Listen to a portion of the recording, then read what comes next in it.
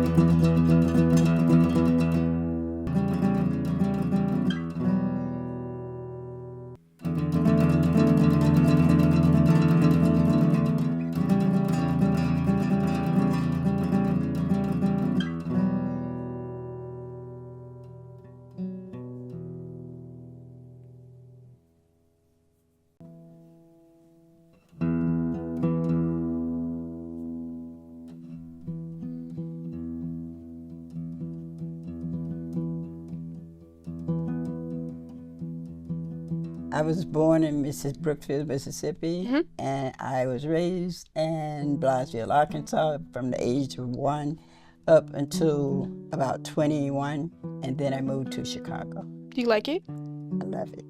I would walk home from school. We lived, it was a city, but I would walk home from school, and they were in the agriculture building, and I had to pass that building, and he would always holler at me or just try to talk to me. Mr. Lowe, what you got to say? I get acquainted. that was the best thing to do. Get her to talking. My name is Mrs. Aveline M. Hollins, or either Aveline Cornelia Francis Moon, or Georgia Peach without the worm.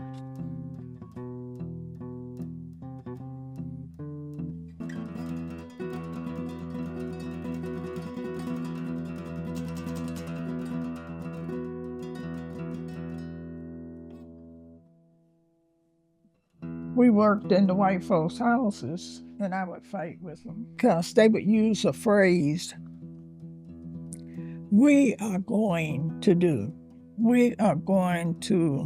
clean this, or we're going to wash the windows or whatnot. And they would get everything together, and then they would tell me to do it. Oh no, I'm not doing it because you said we. You and I. And then I would come back. I was kind of loose at the mouth because I come back. I don't wash windows at home. My daddy washed windows. And I'm not doing it. And I would leave. And they weren't used to me. They would run behind me. Sometimes they would go all the way to our house to report me to my mother. And my mother said, well, you said we're going to do it, and we're supposed to do it.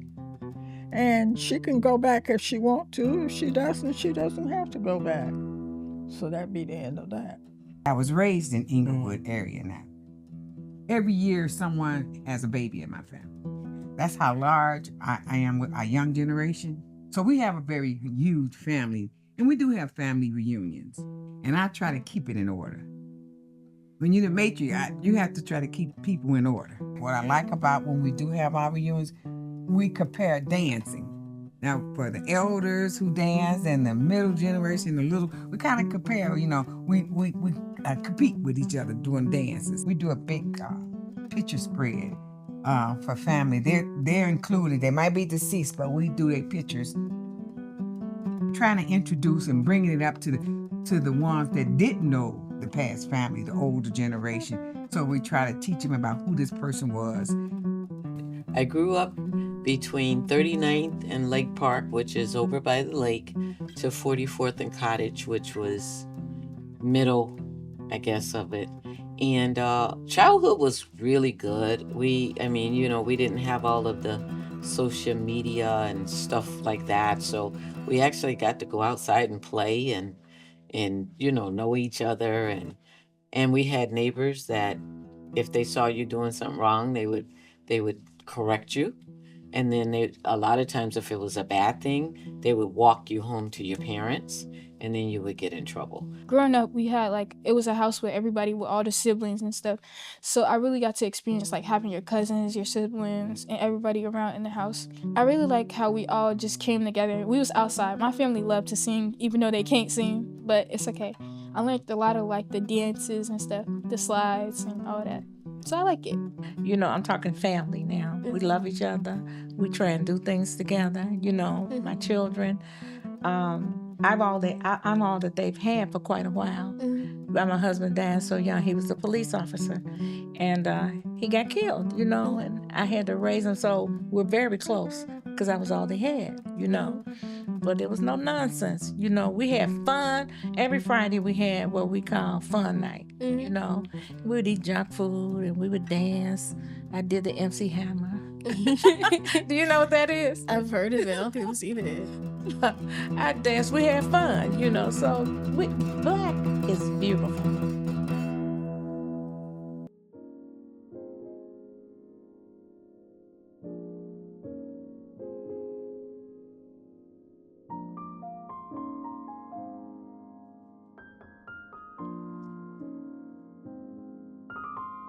Blacks in the United States are a powerful people, a strong people, but they want us to think that we are a weak people, and they portray us that way.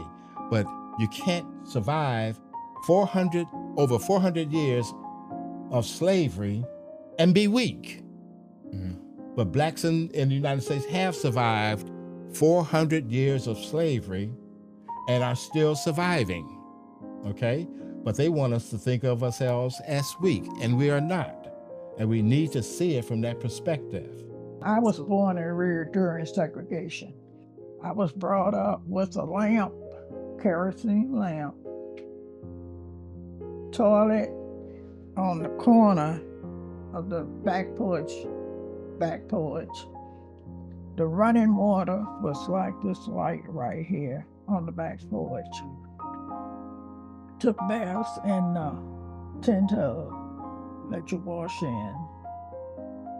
Had lamps, and it was my job to always clean the top part, the globe, because you had to wash them and shine them with paper.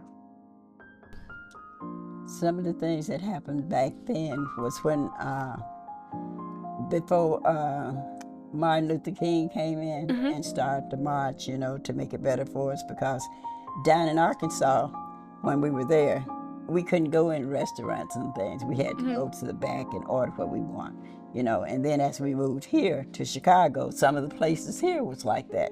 But as the years went past, and when Martin kept, you know, doing things, and after he got killed, when Martin Luther King got killed, I was on my way from taking my husband to work out at 127th. And when I came down on the expressway where this man came, it's a white man, he came down, he ran right in front of me, bumper to bumper, you know, to make me run into him. But I went out into the meadows, you know, to miss him. And then on the west side, that's where I was working at. And everybody started tearing, you know, when Martin Luther King got killed, they tore up the west side, you know, just tore up everything, the building, the houses, you know, all down Roosevelt, just destroyed that. Well, when I got up to Chicago, I call it up south, because when they got up here, racism was people in a suit. Whereas in North Carolina, back in the day, they had on a white sheet. But then when they got up here, they had on a suit and a white tie. I mean, a white shirt. There were some neighborhoods, even when I was the police, that I could not go into, still at this time. And, you know, like people wouldn't let you in your house, like you can't send somebody African-American to service me, you have to send somebody white. And I was like, really? At this late stage of the game? But there are neighborhoods in Chicago that's prevalent. For the most part, it's only maybe 4 or 5 that I know of being the police. But just knowing that it's still there is kind of crazy to me. And especially when you're going to help So they still look at the color of your skin and say, I don't want any service from this person. Can you send me somebody white? The schools I went to where it was a lot of white people, I don't really remember them very well. But I remember a lot of times feeling like when you're surrounded by a lot of people of the same color, for a lot of people of different colors, it feels like you're like the odd one out a little bit in appearance, even if they don't act that way. You can kind of tell, especially with like pictures and stuff. You'll be the darkest person in the picture and like someone pointed out, it's like, oh, you can't even see you.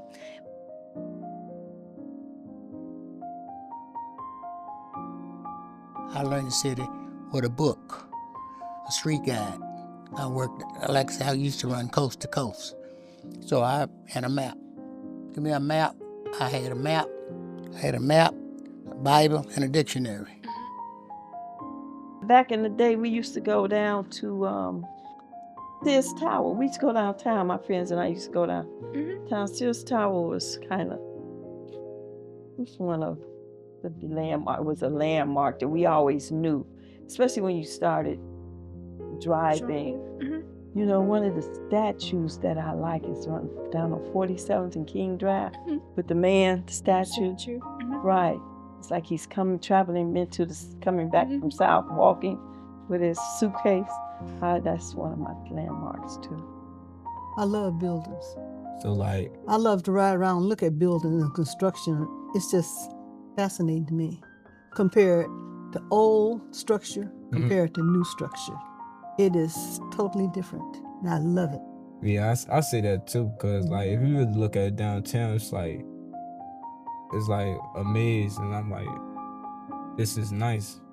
And I would want to be down there really on a daily basis. But don't get me wrong, Auburn Gresham is a nice town too. Like it's really beautiful. Now, with new construction, a lot of times they're stacking bricks. Before, they were building buildings. And you could see the workmanship they put in the buildings. Yeah, I see it, like, because I know it's way different than what it was now. I like to tour, and I like watching buildings, the architecture of buildings. I like the landmarks. Like this place was a landmark before GADC got it. It was a furniture store, and then it was aid department. So yeah, this whole community here.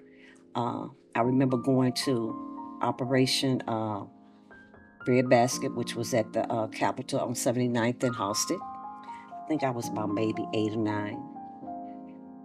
Everything in this neighborhood, this whole block, everything, we was united. Then all of a sudden things started changing. And I think it's trying to pick back up again. But we have to learn how to communicate with each other. The news media, when we was coming up, they would always say, parents, do you know where your children are? If you was on the street after curfew, say after 10, the police would pick you up and take you to the police station, and the parents would come and get you. So we have to communicate. We can't stop taking away a lot of things that's helpful for the kids, and the children need to know how to respect the parents, adults, and vice versa. I love Chicago. I've been other places, but I think Chicago has the best skyline in the world. And I think the Chicago Bears should stay here. Just put a dome on top of the Soldier Fields, and that'll be fine. I like going to basketball games. I'd rather go see it live than to watch it on TV. It's a different feeling. It's just different. How is Michael Jordan's game different from LeBron's game? The whole NBA was different. They could play ball back then. Now you can't hardly touch nobody.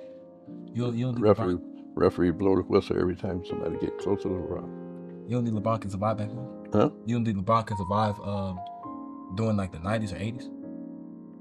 He would have survived, but he wouldn't be as good as it is because he couldn't get away with what he gets away with now. Yeah, do you think LeBron changed again? No. Nah. No. Who do you think changed again? Kareem,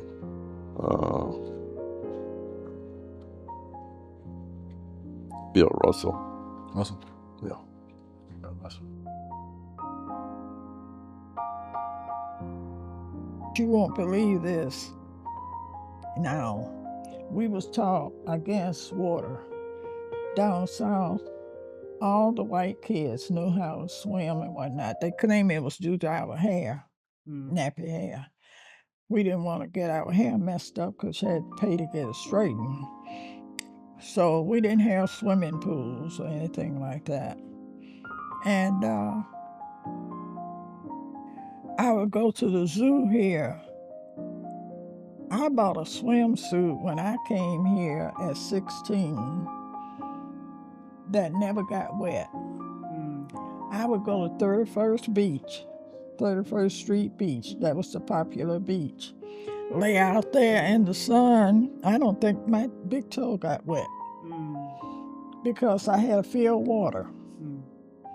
But before my daughter stopped me, I learned how to swim, and I was going to 2 or 3 of the park districts every day getting in the pool. Wow.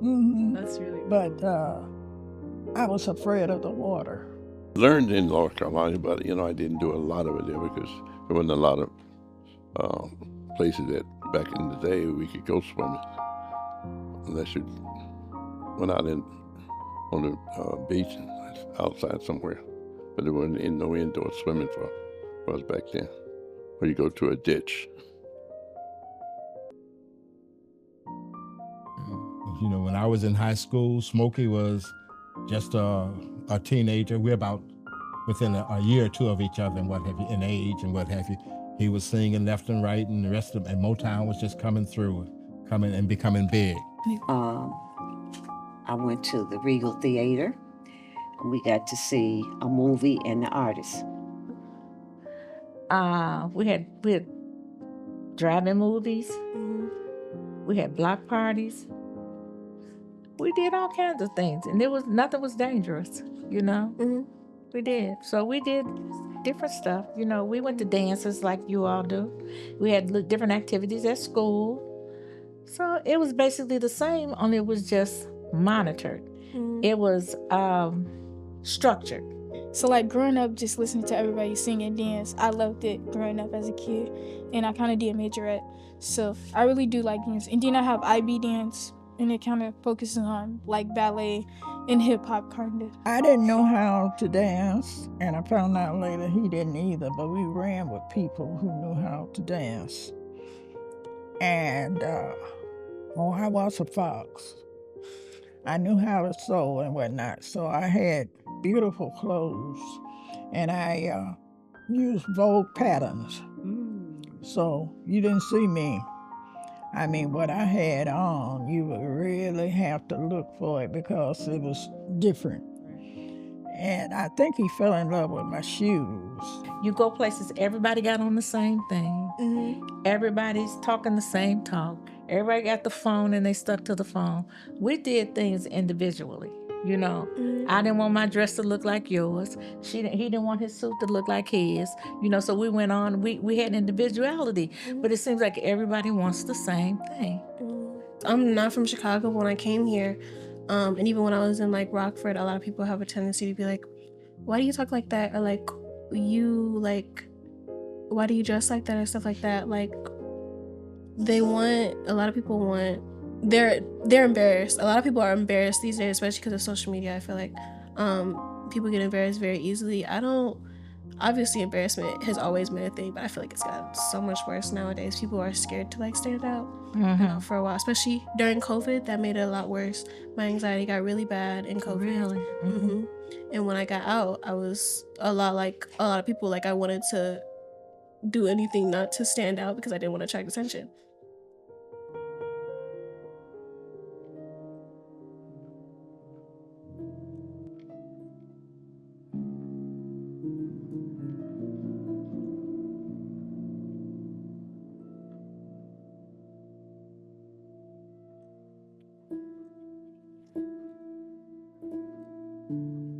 want to do like stuff in the arts, but it doesn't make a lot of money. So I was thinking about like psychology, but I feel like I should get into something that I like because I don't want to be trapped at a job. But I'm trying to decide that now. I think you should get into something that you like. And what they used to tell us when we were in school is if you do what you love, you'll never work a day in your life. So there is money in all of the careers. But if you gotta enjoy what you do, and then the money will come. We moved here in 1966, and at that time I was pregnant with my daughter, Lisa. Third one. When after I had Lisa, then I said, I need to work. I want to work. I want to get out and be, you know. So I started working in the factory, Shell and Globe. And at the time, working in the factory at Shell and Globe, my friend that was working along with me, she got all 4 of her fingers cut off. And that just, you know, put a lot of fear in me. And I said, I'm not going to work here anymore, you know. So I got in the book.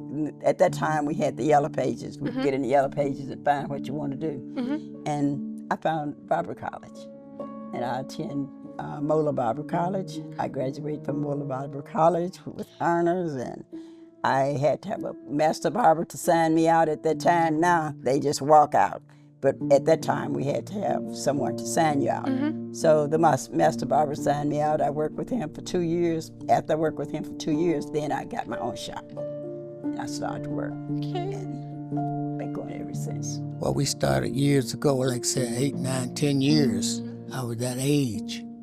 Muse, chopping cotton. That was it. Back in those, that's all we knew to do. Farm. My daddy, sharecrop. That's how I came up. Up until I met her in high school. Then she graduated, but I didn't.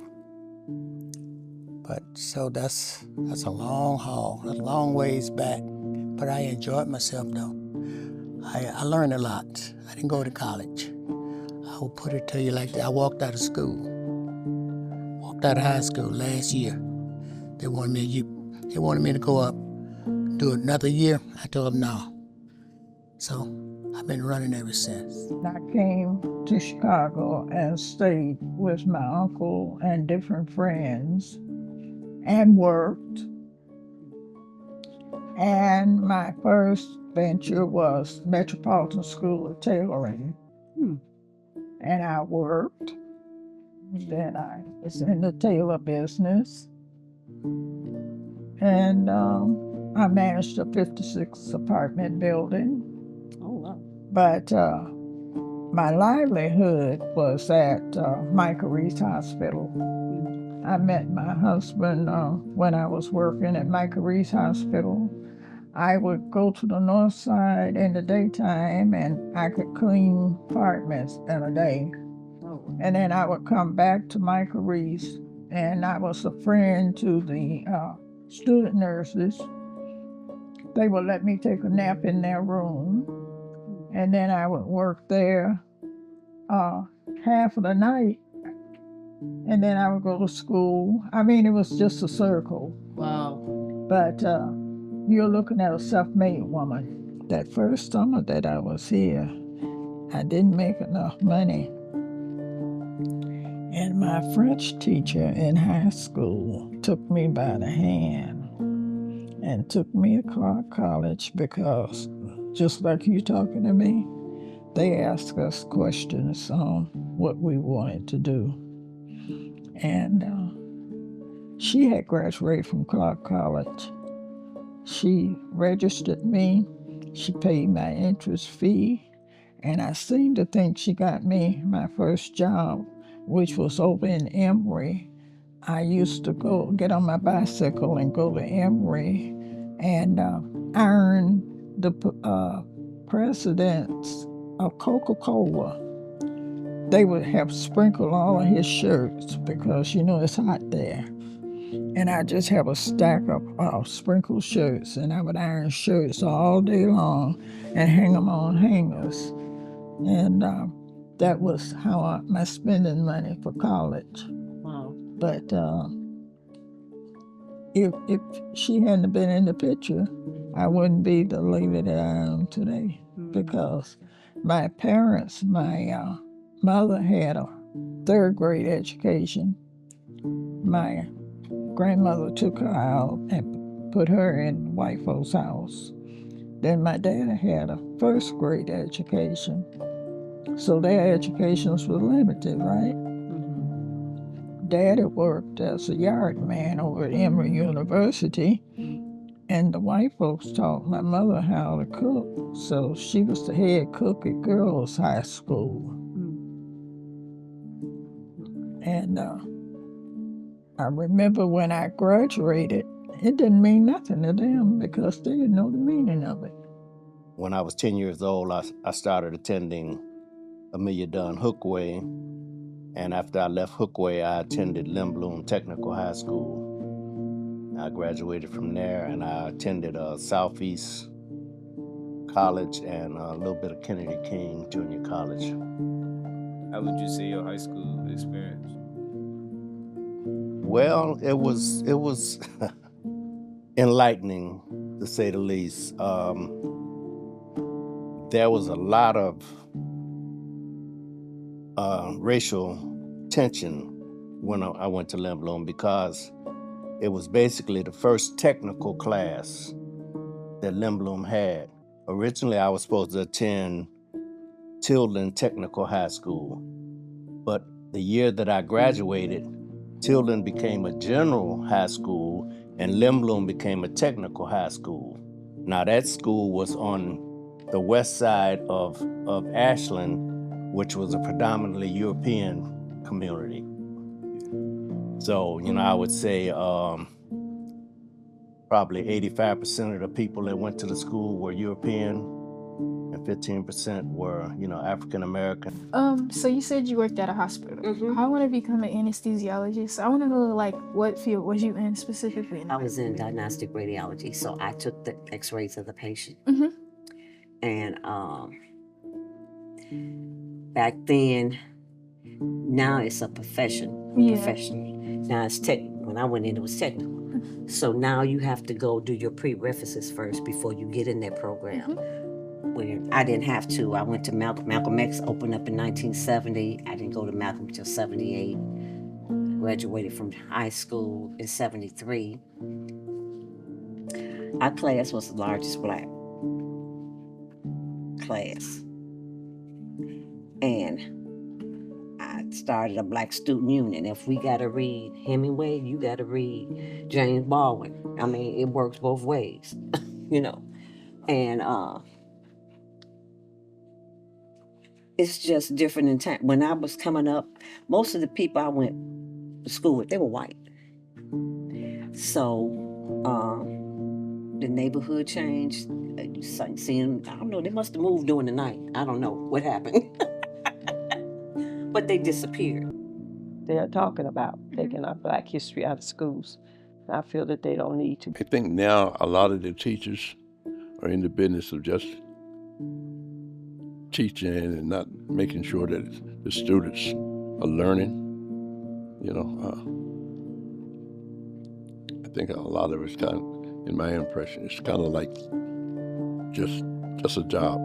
If I don't know no better, then I just have to accept whatever you tell me to be true. I'm a heathen. I was a savage. No. So that's the whole deal. Self-image and self-esteem. You got to feel like you great.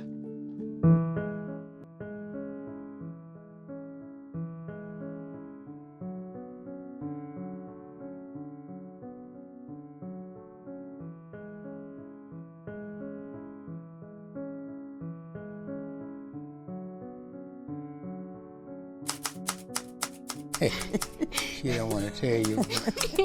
Wait, it's okay. You can be honest. On the younger generation now, I don't know about it. I can't understand them because when our kids was growing up, my kids played in the alley all the time. All the kids down Morgan, they grew up in the alley. Everybody knew everybody, and everybody could tell the kids if they did something wrong. They could, say something about it. Our young people in the future, what is it gonna be like? gave it to her.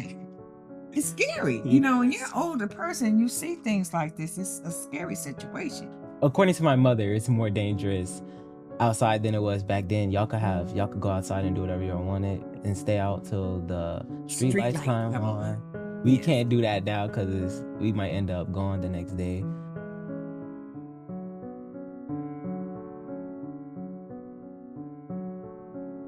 I personally feel like it's a lot of hatred going on and like a lot of drama going on. That's a big thing. Like that's what I see. That's why all this violence and stuff is happening. That's why everybody's always fighting and stuff.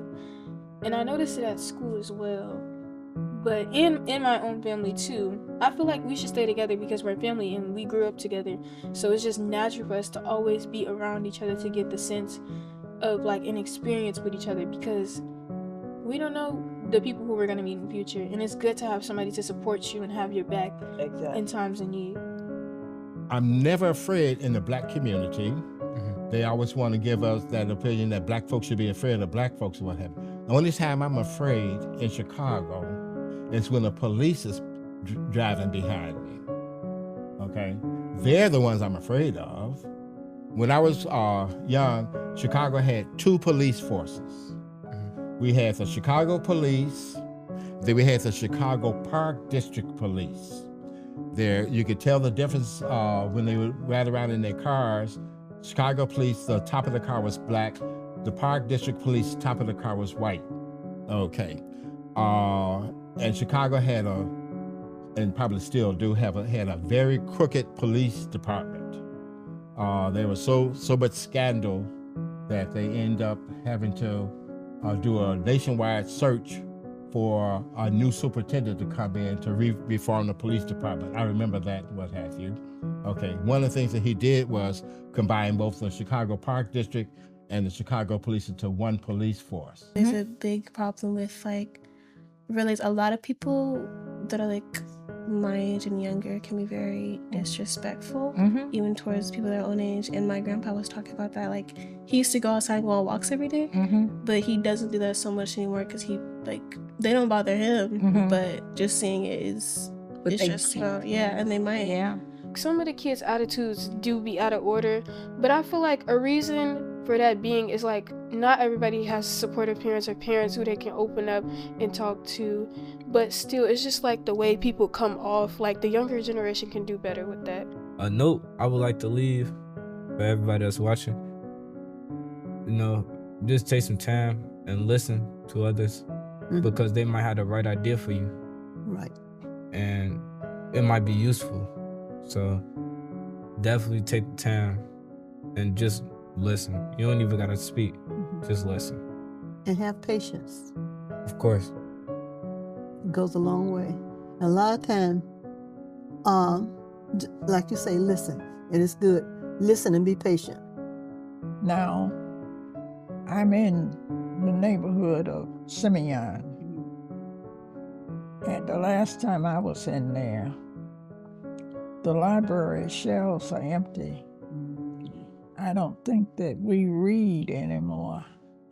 You have to look into your history yourself and find out what's real and what's not real.